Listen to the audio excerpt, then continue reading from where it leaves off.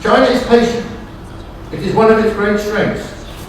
In contradistinction to the United States, it thinks long term.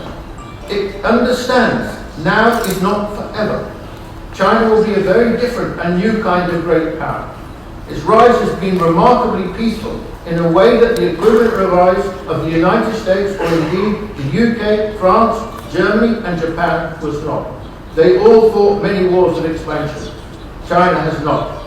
In the late 1970s, the Chinese economy was tiny compared with the United States.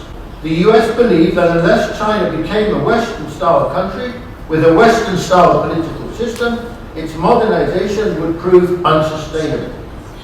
And likewise, it never imagined that the Chinese economy would ever come to rival the size of the US economy. After the financial crisis, the US slowly began to realize that on both counts, it was profoundly mistaken. China was no longer a relatively insignificant junior partner, but now a peer competitor. And China's political system was far more robust than intended to be. This dawning realization persuaded the US establishment that China's rise had to be resisted, at a minimum, at least slowly. Trump's economic policy is a reversion to the nationalistic and isolationist thinking that informed much US policy in the 19th century and in the 20th century prior to the Second World War.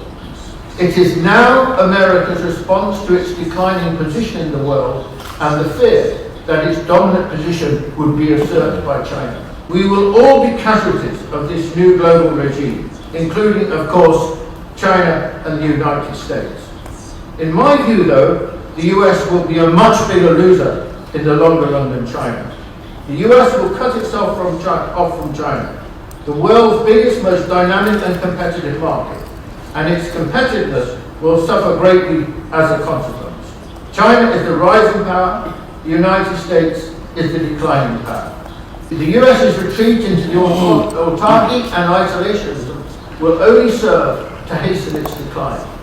At some point, still a long way in the future, it will come to recognize this fact, that it needs China and a new kind of relationship with China, which is based on equality.